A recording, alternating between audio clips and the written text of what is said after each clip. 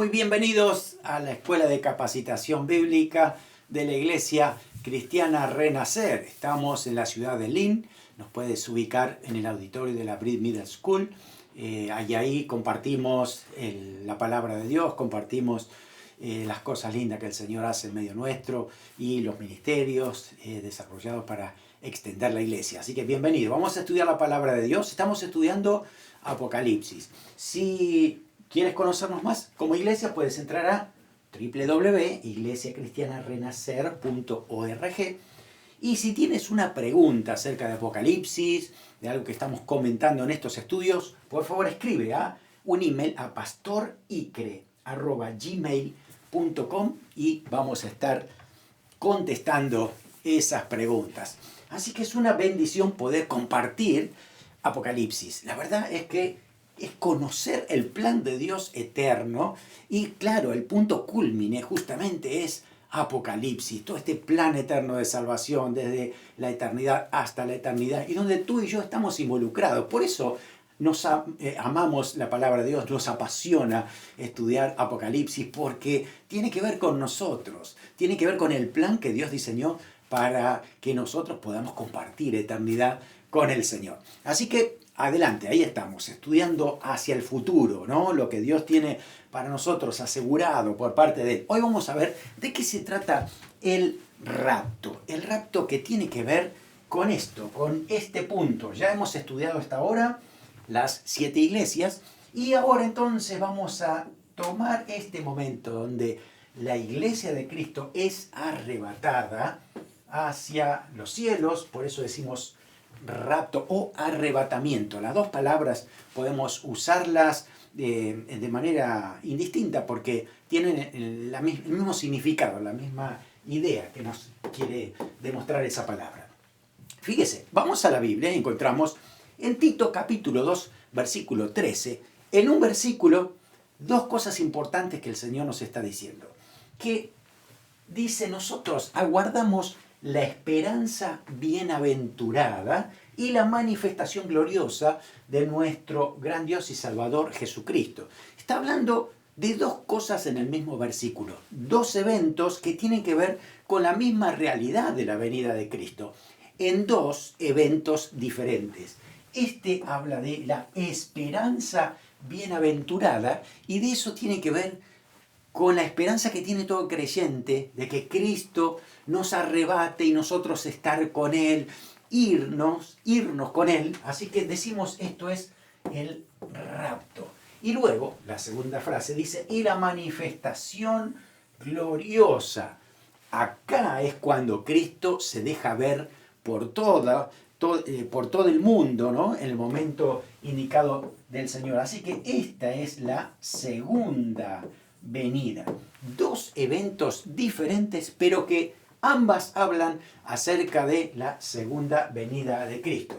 Así que entendemos eso, dos eventos diferentes. Por eso decimos, rapto es primero, segunda venida es después. ¿Cuánto tiempo? Según lo que nos dice los eventos proféticos, son 7 años. Así que hay 7 años entre el rapto y la segunda venida. Lo vamos a explicar en las clases siguientes con mucho detalle, así que no te lo pierdas. Hoy solamente decimos que hay dos eventos importantes. Uno es el rapto, donde la iglesia es arrebatada y acá no se ve a Cristo, solamente se escucha la trompeta, ¿no? Y después de 7 años, Cristo desciende con su iglesia para establecer su reino milenial y ahí todo el mundo lo verá hasta los que le traspasaron. Estos dos eventos marcan entonces lo que nosotros hablamos como el rapto y la segunda venida. Ahora, ¿por qué es importante el rapto? ¿Te has preguntado eso? Porque la verdad es que podemos pasar momentos difíciles. Dios también muchas veces nos ha dicho que vamos a pasar momentos de tribulaciones, pero no la gran tribulación, no el momento tan difícil que va a pasar la humanidad. Y la verdad es que Dios, que es dueño de su tierra, Él trae un juicio sobre esta tierra por todo lo que ha hecho el ser humano en base al pecado, en base a derramar sangre, en base a todo lo que Dios ha prohibido y que lo ha hecho, ¿no? Así que Dios trae un juicio. Pero sabemos por la palabra de Dios que nunca Dios trae un juicio donde hay justos. Ya lo conocemos hasta de la época de Lot. ¿Te acuerdas cuando Abraham estuvo hablando con Dios y le decía, Señor, ¿qué pasa si hay 20 justos, 30 justos, 10 justos? Y entonces el Señor dice, no, si hay 10 justos, entonces no voy a destruir. Pero en ese momento, ¿en quién se encontró? En Lot, ¿no? El único que era justo en ese lugar. Así que, ¿qué hizo Dios? Lo tuvo que sacar de ahí para traer el castigo a la ciudad de Sodoma y Gomorra. Así que nos habla esto, que el Señor sabe liberar, ¿no?, a los justos y también, bueno, tendrá su juicio contra los pecadores, ¿no? Dice eso la palabra de Dios también. Así que en cualquier momento puede suceder el rapto. Puede que de repente este estudio bíblico no lo terminemos, ojalá, y estemos ya en la presencia del Señor todos juntos. Ahora, no hay un evento, un momento que se diga en la Biblia, en este preciso instante la iglesia será arrebatada. No, en toda la Biblia no lo hay. Es más, Jesús dijo, no pregunten ni el día ni la hora, porque solamente lo sabe el Padre y nadie más lo va a compartir. Entonces, nosotros tenemos que saber que en la Biblia no está, pero sí podemos estudiar, profundizar y entender dónde sería el momento del rapto, el momento donde la iglesia será arrebatada. Si el Señor nos ha anticipado factores que nos ayudan a entender, que preparan el ambiente mundial antes del rapto. Esto significa que puedo estar preparado para lo que puede llegar a acontecer. Lo primero son los cambios climáticos y del ecosistema. Jesús mismo nos ha dicho, Lucas capítulo 2 del 11, versículo 11, versículo 25 y 26, dice esto, y habrá grandes terremotos en diferentes lugares, hambres y pestilencias. ¿Te suena a pestes? ¿No? ¿Te suena a pandemia? Y dice, habrá terror y grandes señales en el cielo. Y el otro versículo que llama la atención también es el 25 y 26 que dice, y en la tierra habrá angustia de la gente, confundidas a causa del bramido del mar y de las olas, desfalleciendo los hombres por el temor. Es interesante que habla de todo esto porque tiene que ver justamente con cambio climático. Me pasó a fin de año pasado que estaba viendo el Weather Channel, el canal del tiempo, y de pronto algo me llamó la atención y le saqué una fotografía, y es esta, ¿no?, que decía la intensidad que está adquiriendo los ciclones y los huracanes, ¿no? Fíjese que el calentamiento global hace que se amplifiquen los huracanes mucho más. Fíjese que del 1050 al 69 solo era uno en la escala, lo mismo que del 70 al 89, pero del 90 ya había 3 y desde el 2010 hasta el 2024 hay 5. Eso significa entonces que hay un incremento. Eso es una señal de los últimos tiempos, de lo que acabamos de leer. Justamente el Señor dice eso, ¿no?, que va a pasar esto en lo que es todo el sistema del planeta, ¿no?, lo que tiene que ver el calentamiento global y demás. Si tú investigas a ver cómo está la ONU, qué dice en cuantos asuntos humanitarios, pues sigue alertando por el calentamiento global. El instituto llamado Goddard de investigaciones de la NASA dice que a fines de los 80 el calentamiento global del planeta ya había comenzado. Pero si vamos adelante, en el año 2002 ya estaba garantizado, confirmado, lo que era el comienzo del colapso de la barrera de hielo de la Antártida. A partir de ahí ya sabemos todo lo que está sucediendo en justamente lo que es el derretimiento de los glaciares, ¿no? Aquí en nuestro entorno, uno de los abogados que nos ayudó en el momento de construcción del edificio, nos había dicho que él tenía conocimiento de una ciudad que se llama East Boston, de una casa hace 40 años atrás, que él había medido esa casa y que está sobre la línea del mar, y resulta que él actualmente había visto otra vez a esa casa y ve que hay 30 centímetros de agua subiendo sobre esa casa, ¿no? Eso nos está manifestando justamente que todos estos cambios climáticos hacen de que se van cumpliendo exactamente lo que el Señor fue diciendo, porque a partir de aquí hay una conexión con otras cosas, ¿no? Justamente es por eso que se incrementan los huracanes, por eso hay más ciclones, por eso vemos ese bramido del mar y de las olas y tantas cosas que están pasando. Es justamente por esto, ¿no? Señales de los tiempos que nos dicen que Cristo en cualquier momento puede venir. Hay una estadística también presentada por la organización Save the Children que dice que por año mueren 10 millones de niños de hambre. ¡Wow! Uno dice, deberíamos estar creciendo, ayudando también a que todo el mundo pueda tener su alimento, y de repente encontramos que 10 millones de niños mueren por año. Está profetizado, y eso también es una señal de los últimos tiempos. Mateo, también el Señor dice, Mateo 24:8, que esto va a ser principio de dolores solamente. Así que no es solamente también los cambios climáticos, sino también considera esto, el panorama político mundial centrado en Israel. La Biblia nos dice que ahí es donde Dios está concentrado en la historia de la tierra, ¿no? Romanos 11, 25 al 27 nos dice inclusive por qué Israel está endurecido y hoy no quiere recibir a Cristo como lo hace el resto de la gente, ¿no?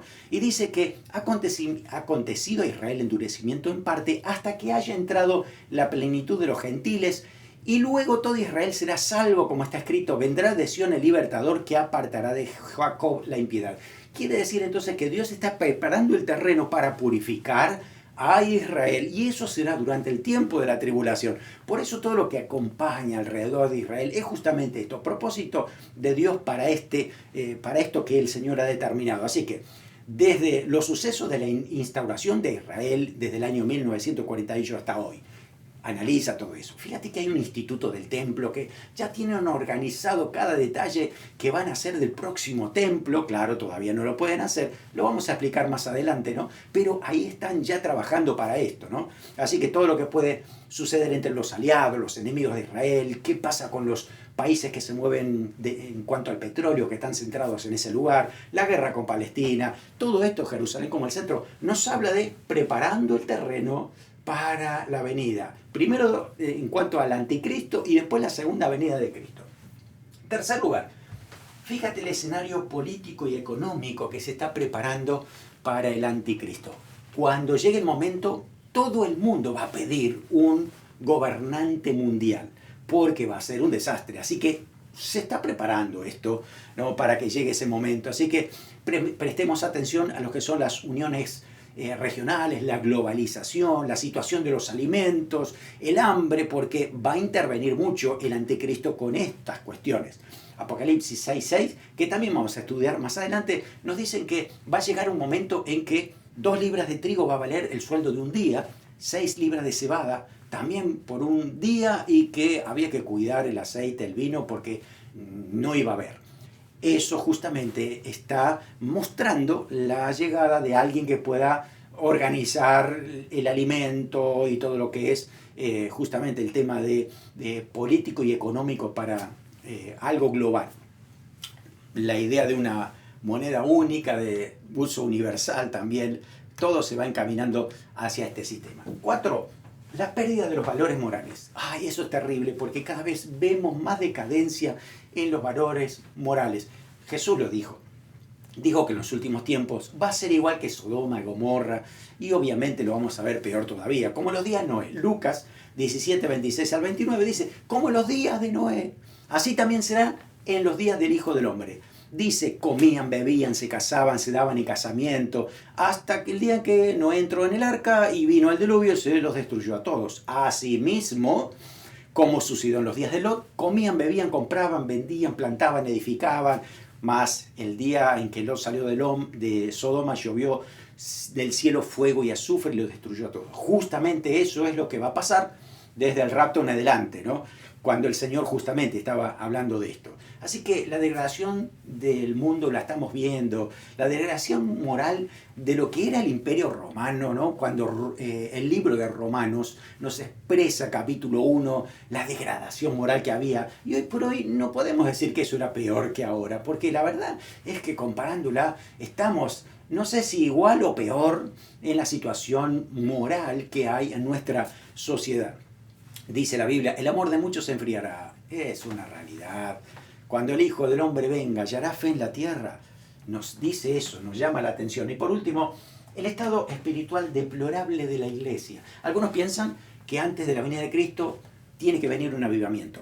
Pues la verdad es que no hay un versículo que nos diga exactamente eso. Anhelo que haya un avivamiento y oramos para que eso sea una realidad. Pero Jesús dijo que cuando venga ya hará fe en la tierra. Está diciendo cuánta fe realmente va a haber, ¿no? Cuando el Señor realmente se encuentre con que la iglesia tiene que ser arrebatada. Y además estamos hablando de que este último tiempo, si tú recuerdas las clases anteriores, estamos en el tiempo de la Odisea. Esa iglesia que es tibia, que no le importa mucho las cuestiones de la salvación, del alma y demás, sino más bien lo cultural y cómo estar bien con la sociedad. Apocalipsis 3, 15 al 17 decía, yo te conozco, dice el Señor, no eres ni frío ni caliente. Por cuanto eres tibio, dice, te vomitaré de mi boca. Es terrible, el Señor no soporta iglesias así. Así que no sé en qué país vives tú, pero en este país hay iglesias cristianas, tradicionales, que hasta tienen la bandera del arco iris en la puerta. Están tolerando aquello que Dios siempre ha dicho que era pecado. Entonces, debemos volver a la fuente. Y eso nos recuerda que esto es último tiempo. Así es. Así que la manera de ver a la iglesia también nos está diciendo que Cristo está a las puertas. En cualquier momento nos vamos con Él. Vamos a la palabra de Dios y en Apocalipsis capítulo 4 comenzamos leyendo diciendo lo siguiente. Apocalipsis 4 versículo 1. Acuérdate que todo tiene contexto, ¿no? Lo anterior eran las 7 iglesias y la última era la Odisea. Acá dice, después de esto, ¿a qué se refiere con después de esto? Después de la iglesia de la Odisea. Después de esto, mire, y he aquí una puerta abierta en el cielo. Y la voz que oí como de trompeta hablaba conmigo y dijo, sube acá y yo te mostraré las cosas que sucederán después de estas. Así que aquí nos están mostrando que hay una puerta abierta. ¿Para qué sirve una puerta abierta? Obvio, para entrar. ¿Quién va a entrar en los cielos? Bueno, justamente está hablando de los redimidos, que son los que van a entrar a la ciudad celestial, a lo que es la Nueva Jerusalén. Así que esta puerta abierta está justamente abierta para que la iglesia entonces sea arrebatada y vaya a estar allí con el Señor. Además, es importante la frase que Dios le dice a Juan, sube acá, ¿no? Es un símbolo de la iglesia subiendo, arrebatada, ¿no? En el tiempo que se cumple justo después de la Odisea. Bueno, justamente es lo que dice Primera de Tesalonicenses, capítulo 4, 16 al 18. Es un pasaje paralelo que justamente va aquí. Aquí es donde estamos hablando de ese pasaje. Porque el Señor mismo, con voz de mando, con voz de arcángel y con trompeta de Dios, descenderá del cielo y los muertos en Cristo resucitarán primero.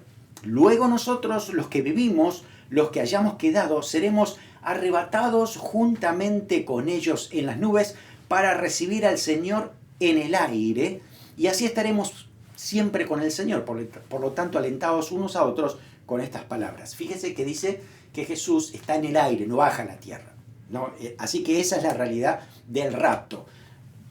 Nos levantamos para estar con el Señor. Te voy a mostrar un gráfico simple, pero para tener idea de qué cosas van a suceder en el momento del rapto. En primer lugar, aquí dice que están los muertos en Cristo y los que vivimos. Puede ser hoy la realidad. Entonces, hoy nos enfrentamos con que hay muchos cristianos que ya han muerto, ¿no? Vida pasada, han muerto, allí están sus huesos, tal vez su polvo, porque han sido cenizas, o vaya a saber dónde estarían sus partes. Pero la idea es que los muertos en Cristo dice que van a, después que suene la trompeta, escucha eso, después de la trompeta, dice que resucitan en cuerpos glorificados. Y nosotros, los que vivimos, seremos transformados. ¿Para qué? Para poder ser elevados juntos. Entonces dice, recibimos al Señor, el Señor aquí con nosotros, ¿no?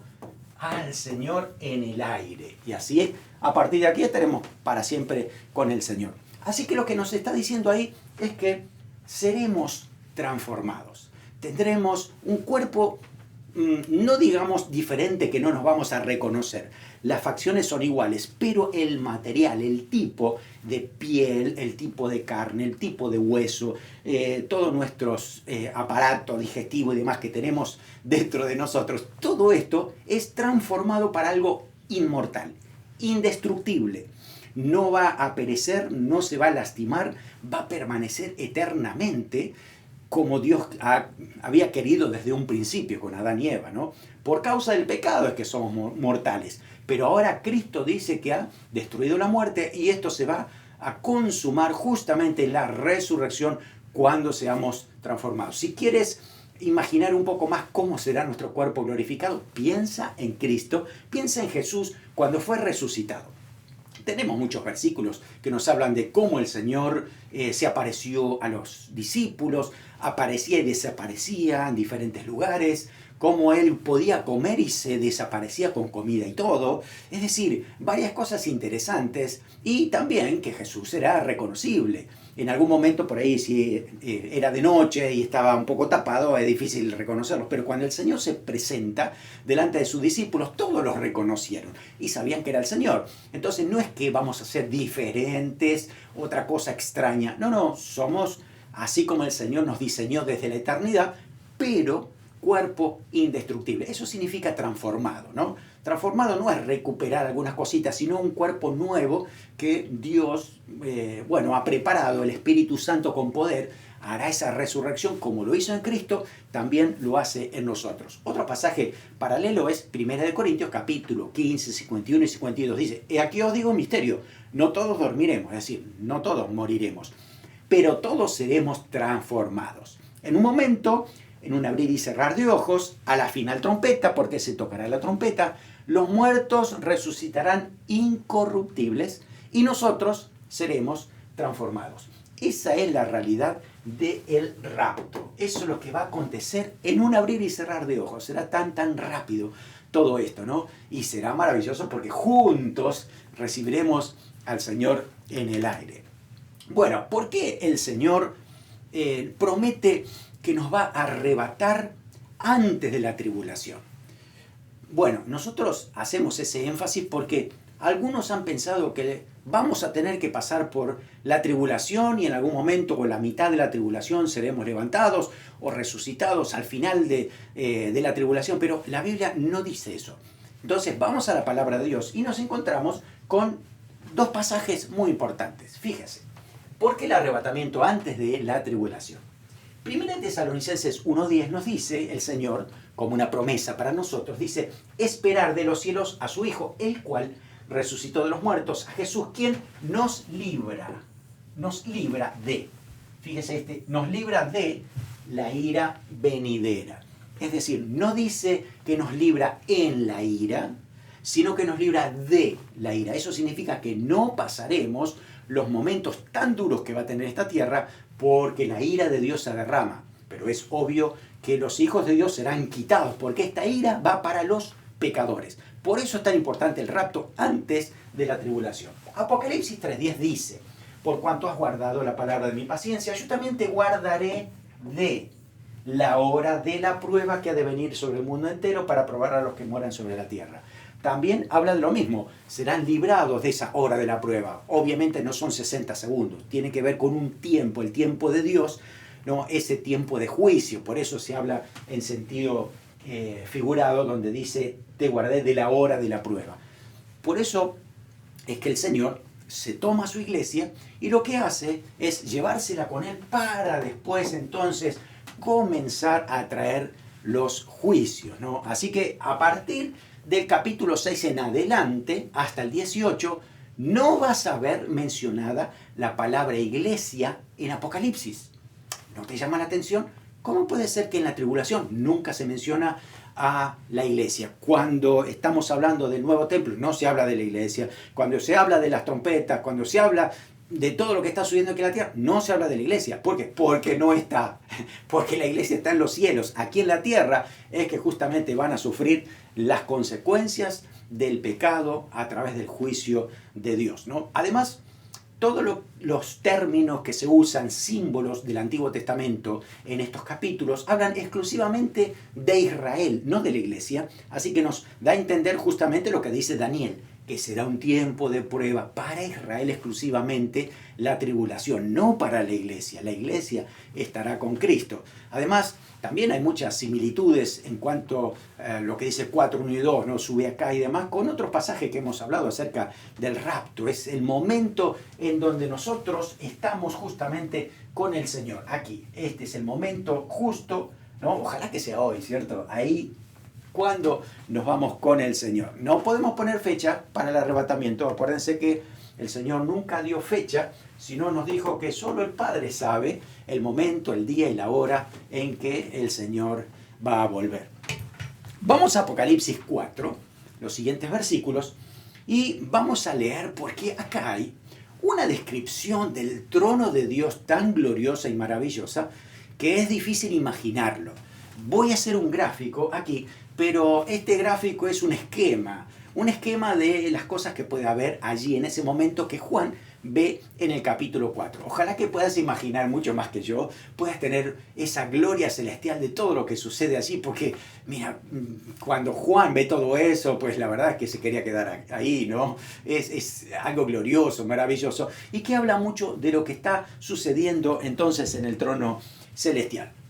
Vamos a leer, dice el versículo 2. Al instante, dice Juan, yo estaba en espíritu y aquí un trono establecido en el cielo y en el trono uno sentado. Así que lo primero que ve Juan es un trono y uno sentado. Yo no quise dibujar a Dios, la verdad es que no me siento bien haciendo eso, pero imagínate que en este trono aquí hay uno sentado, a Dios mismo, el Padre, el Hijo, aquí está. Este es el trono de Dios, ¿sí? Como lo está mencionando aquí. El versículo 3 dice, y el aspecto del que estaba sentado era semejante a piedra de jaspe y de cornalina. Cuánta luz, ¿no? Cuánta luz en Cristo desde este trono celestial, ¿no? Desde el trono. Había alrededor del trono un arco iris. Aquí lo tienes, pero en color verde. ¿Por qué? Porque dice semejante al aspecto de la esmeralda. Y la esmeralda, obviamente, es color verde, así que hay diferentes tonalidades de estos verdes alrededor del trono. Luego dice, alrededor del trono había 24 ancianos, con tronos, 24 tronos. Vi sentado en los tronos a 24 ancianos, vestidos de ropas blancas, con coronas de oro en sus cabezas. Así que aquí, además de Dios, dice que hay 24 ancianos. ¿Qué significa esto? Mira, cuando analizamos la palabra ancianos aquí, la palabra es presbíteros, habla de aquellos que tienen autoridad en la iglesia, de aquellos que son maduros, espirituales, que son un modelo a seguir también. Así que todo aquel creyente, ¿no? Que ya está en la presencia del Señor, ha sido perfeccionado por Él, ¿no? Y han pasado también tribulaciones y pruebas y tantas cosas, ¿no? ¿Por qué hay 24? Porque justamente aquí estamos hablando de que hay 12 que representan al antiguo pacto, al Antiguo Testamento, pero que Cristo también los redimió, ¿no? Y como dice la palabra de Dios, Él se llevó alto la cautividad, que estaban apresados en el Seol y hoy están en el trono, en la presencia de Dios, están allí gozando lo que el Señor ha hecho. Así que hay representados los del Antiguo Testamento, ¿no? Las 12 tribus de Israel, más los del Nuevo, que son como los 12 apóstoles, pero no es que acá están justamente los hijos de Jacob y los hijos y los apóstoles de Cristo. No, están representando a la iglesia de todos los tiempos, ¿no? A través de estos 24 ancianos. Y cuando, podemos ver a estos 24 ancianos que dice que tenían una corona de oro. Interesante que, aquí, perdónenme el dibujito, yo puse una corona como si fuera un rey, pero no es esa la realidad. La corona que se menciona es una corona de laureles que usaban los griegos para ser vencedores, ¿no? Cuando uno ganaban alguna competencia, eran victoriosos, pues le ponían una corona de laureles. Y esa corona de vencedor es justamente que se le otorga a estos 24 ancianos, que justamente es Cristo el que ha logrado esa victoria y la ha delegado a la iglesia. Así que encontramos entonces a estos 24 ancianos representando a la iglesia del Señor.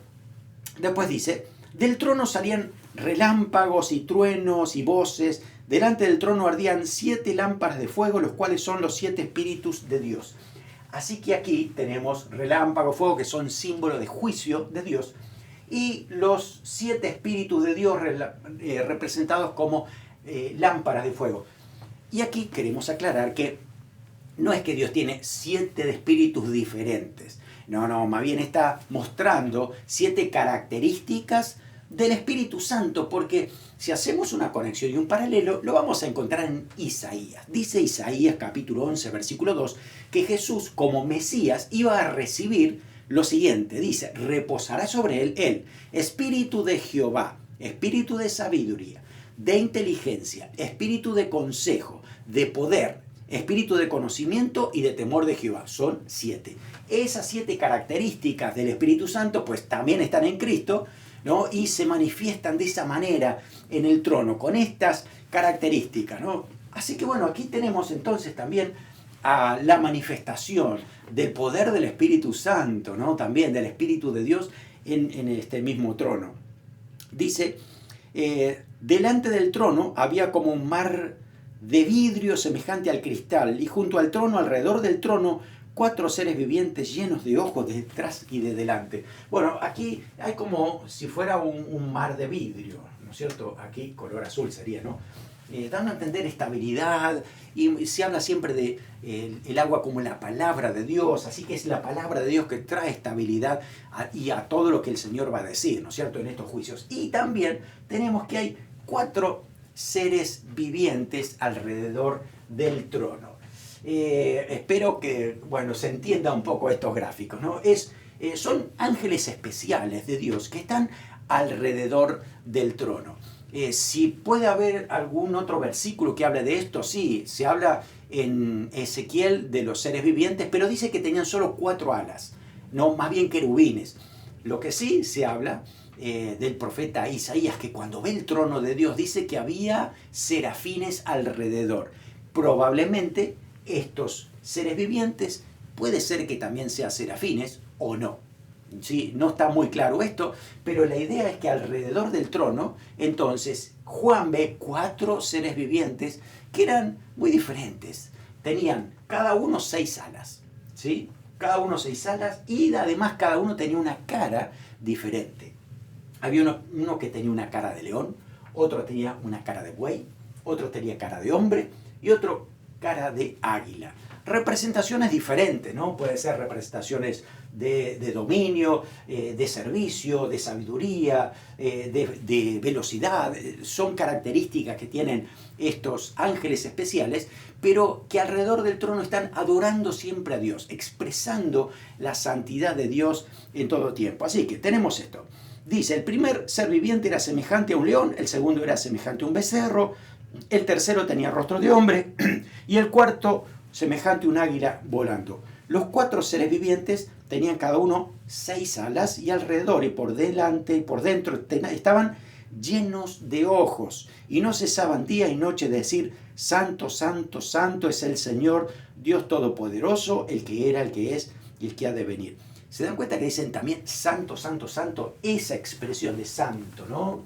Santo, santo, santo, 3 veces. También justamente está descrito en Isaías, hablando de la santidad de Dios, la perfección moral de Dios. No existe nada imperfecto, es todo perfección pura, ¿no? Y ahí está entonces el trono de Dios que no se mueve, que está firme, ¿no? Que entendemos que está mucho más allá de lo que nosotros podemos ver. Podemos ver nuestro cielo, podemos ver el cielo de las estrellas, pero Dios está sobre todo esto, y por más que tengamos telescopios no vamos a ver el trono de Dios, ¿no? Porque está por sobre todas las cosas.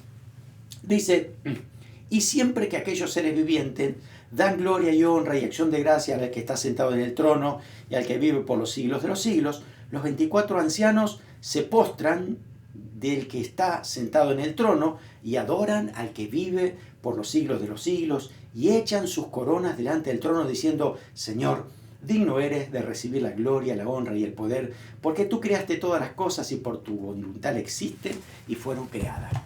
¡Qué imagen tremenda!, ¿no? Porque estos 24 ancianos que están aquí, según lo que dice también el capítulo siguiente, que lo vamos a ver en la próxima clase, son redimidos. Así que no son ángeles porque tienen que estar redimidos. Y al único que Dios redime es al ser humano. Por eso decimos que estos no son ángeles, estos 24 ancianos son representantes de la iglesia, símbolo de la iglesia del Señor, donde los que le han amado al Señor han sido arrebatados por el Señor. Entonces está la recompensa de Cristo para cada uno de ellos, y justamente ahí es donde el Señor les da la corona de vencedores, ¿no? Y en esa corona, de pronto, si tú y yo estamos ahí con esa corona de vencedor y vemos a Cristo ahí en el trono, ¿qué vamos a hacer? Esta corona la sentimos que no la merecemos porque es Cristo el que la logró. ¿Qué podemos hacer? Lo que hacen los 24 ancianos. Nos postramos delante del Señor, nos sacamos nuestras coronas y decimos: es tuya la corona, Señor. Tú lograste la victoria por nosotros. Así que toda la gloria es para ti. Nos has delegado esto gratuitamente porque tú has querido. Pero la victoria es del Señor. Nunca nos olvidemos de eso. Por eso esa adoración será maravillosa y será celestial durante toda la eternidad, ¿no es cierto? Así que, bueno, incluimos en nuestro gráfico que estamos teniendo, aquí también, al tribunal de Cristo, ¿no? Y aquí todo lo que significa el trono del Padre, el trono del Hijo, ¿no? Dando justamente, dando las pautas de la justicia, dando la pauta de santidad, dando la pauta de lo que vendrá más adelante, ¿no?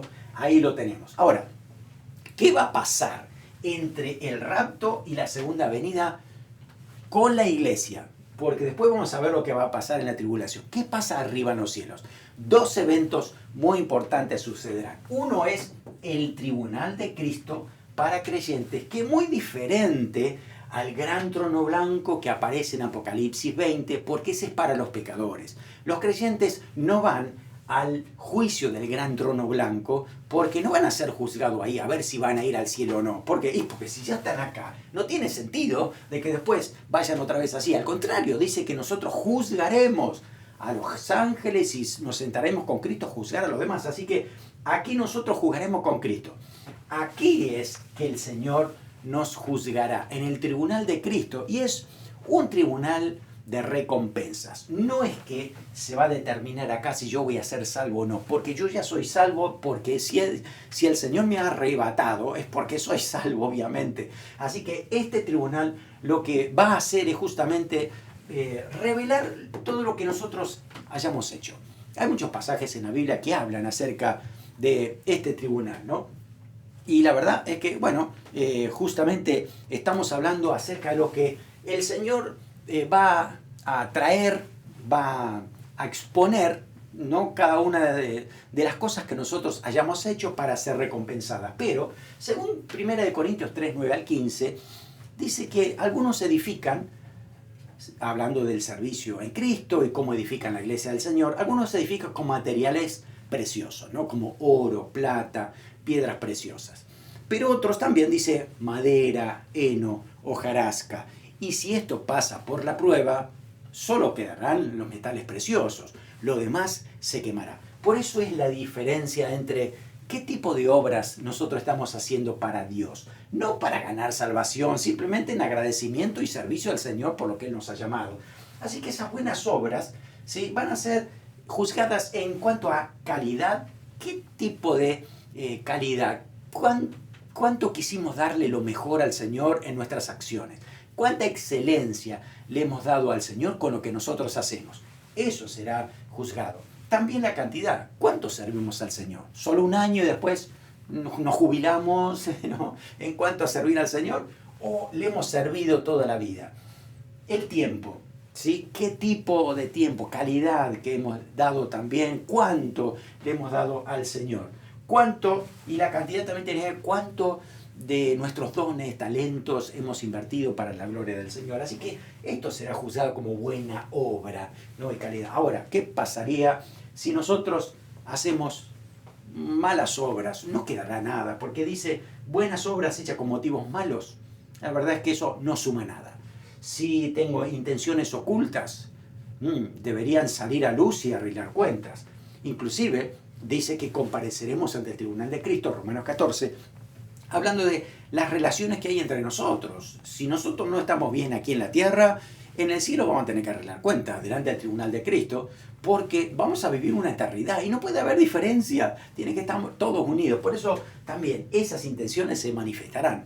Y pecados no confesados, había que arreglar cuentas delante del Señor aquí en la tierra. Si todavía me quedó algo ahí pendiente, pues en el tribunal de Cristo se arreglarán cuentas si hace falta. Ahora, fíjese esto, qué importante, que cuando estemos delante del Señor, allí, ¿no? Ahí el Señor manifestará lo que hemos hecho y seremos recompensados. Así que ahí tendremos nuestra corona de vencedor, pero hay otro tipo de recompensa, ¿no? Cuando el Señor Jesús hablaba en sus parábolas acerca de no enterrar el talento, sino ponerlo a trabajar, habla de la parábola de las 10 minas, por ejemplo, cómo del Señor le recompensa, dice, bueno, has multiplicado en tanto tus talentos o tus minas, entonces tendrás autoridad por ciertas ciudades. Bueno, está hablando justamente que luego en el milenio nosotros vamos a tener con Cristo la oportunidad de gobernar, ¿no? Y será un privilegio servir al Señor en posiciones de autoridad que el Señor nos dé. Así que depende de lo que hayamos hecho. Hay algunas personas que cuando pasan por aquí no quedará nada. Dice, Pablo dice en ese pasaje, aquí en 1 Corintios 3:15, serán salvos como por fuego. Sí, tendrán la corona de vencedor, pero raspando, como algunos dicen, de panzazo, ¿no? Se salvó.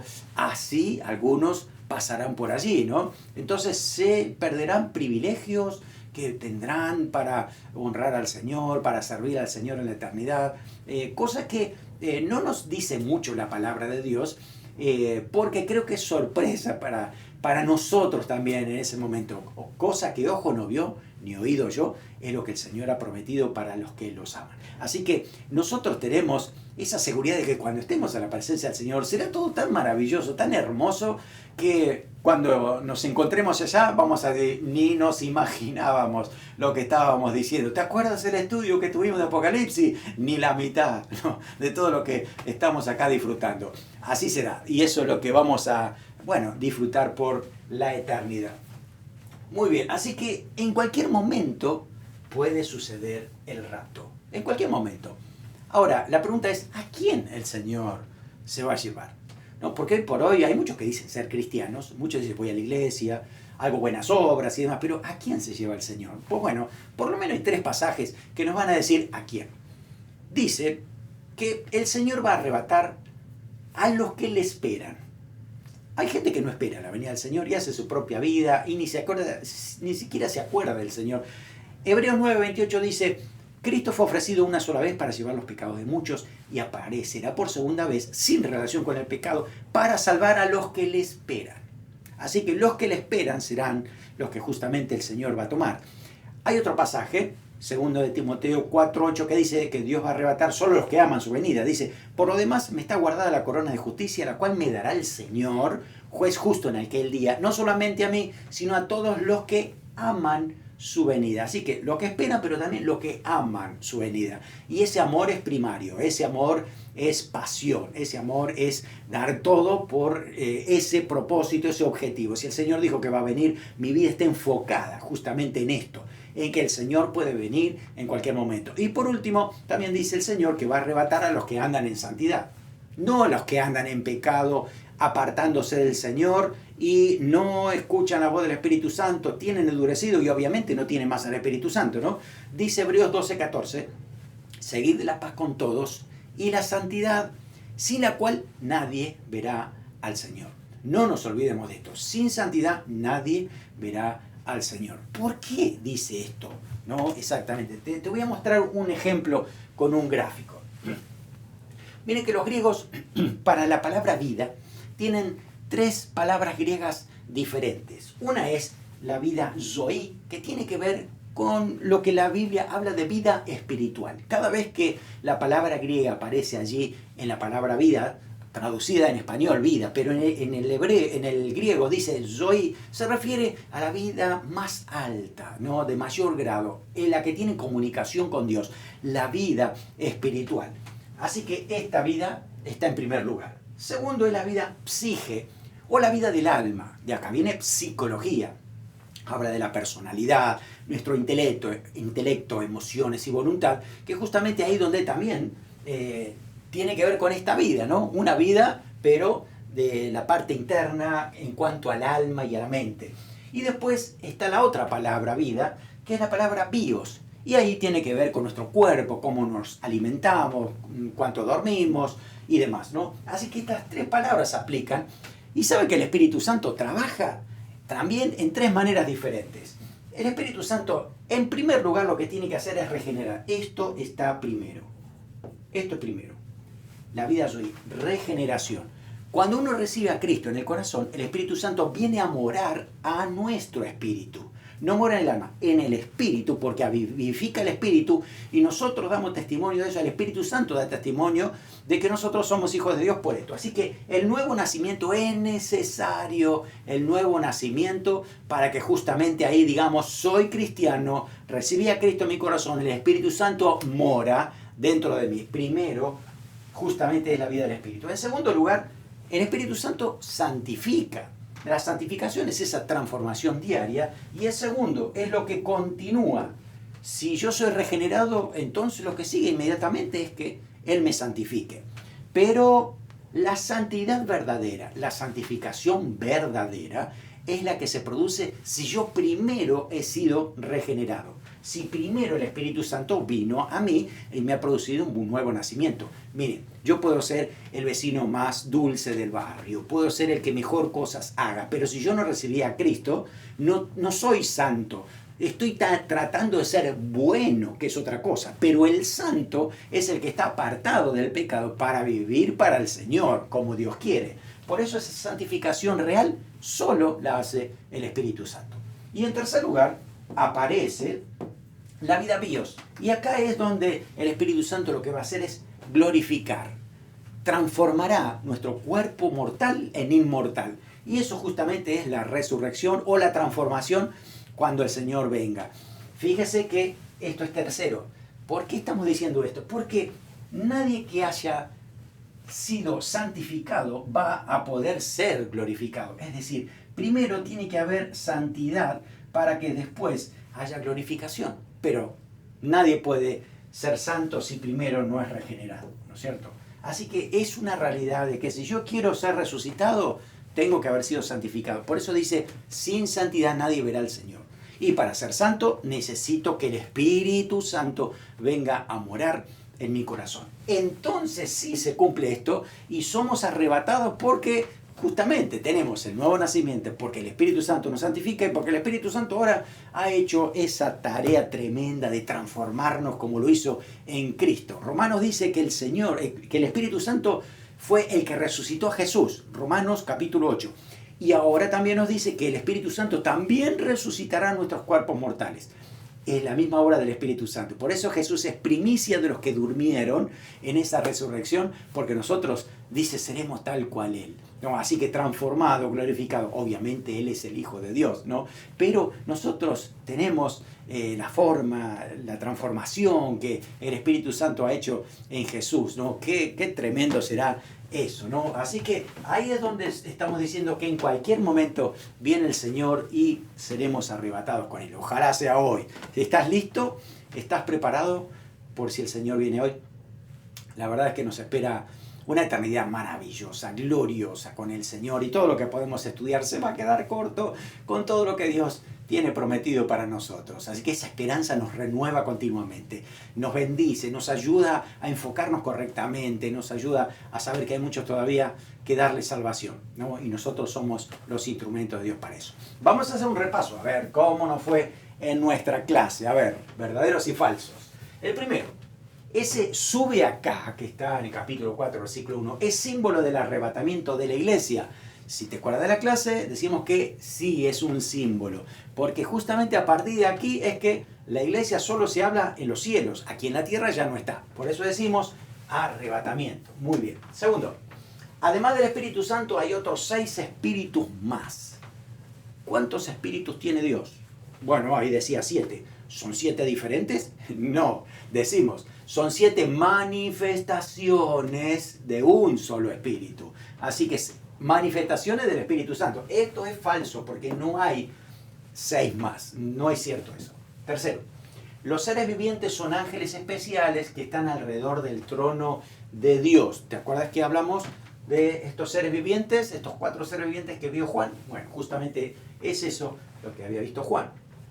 4. Los 24 ancianos representan la iglesia de todos los tiempos. Es verdad, eso hablamos, ¿no? Tanto del Antiguo como del Nuevo Testamento, lo que han sido redimidos por el Señor. Amén. 5. Cuando suene la trompeta, los muertos resucitarán primero. ¿Qué estaba primero, la resurrección o la transformación? Según el orden que el Señor ha establecido, es que primero resucitan los muertos, instantes después nosotros somos transformados. Así que esto es correcto. Primero resucitan los muertos. 6.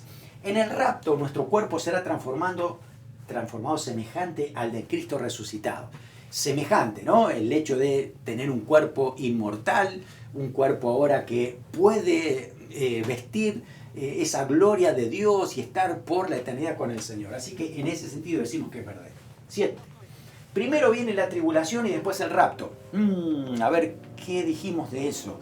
Dijimos que primero viene el rapto porque la tribulación es para los pecadores.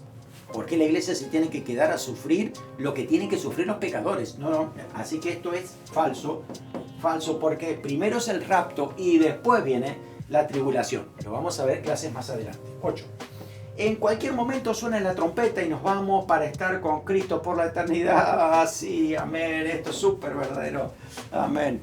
Ahí nos vamos con el Señor. ¿Estás listo? Vamos. En cualquier momento viene el Señor. Quedémonos con los últimos versículos de Apocalipsis capítulo 4, 10 y 11. Dice, los 24 ancianos se postran delante del que está sentado en el trono y adoran al que vive por los siglos de los siglos y echan sus coronas delante del trono, diciendo, Señor, digno eres de recibir la gloria, la honra y el poder, porque tú creaste todas las cosas y por tu voluntad existen y fueron creadas. ¡Qué adoración maravillosa! Es cortita, pero tiene tanto contenido, ¿no? Así que eso tiene que estar ya en nuestro corazón, porque eso lo vamos a manifestar por la eternidad. Amén. Oramos. Señor, gracias te damos por este estudio. Gracias, Señor, porque nos has mostrado que tú en cualquier momento te llevas a la iglesia verdadera. Aquella, Señor, que te ama, que te busca, que está esperando tu venida, que anda en santidad. Oramos, Señor, para que siempre nos encuentres dispuestos, con el corazón rendido delante de ti. Espíritu Santo, sigue trabajando en nosotros para que anhelemos esa venida. Mientras tanto, nosotros podamos hacer y cumplir nuestra misión. Darle a conocer el mensaje a otros que todavía no te conocen a ti. Úsanos, Señor, para tu gloria, que seamos proactivos en esto, Señor, para que, como dice tu palabra, también estemos apresurándoos para esa venida, en el nombre de Jesús. Amén. Amén. Que el Señor te bendiga ricamente.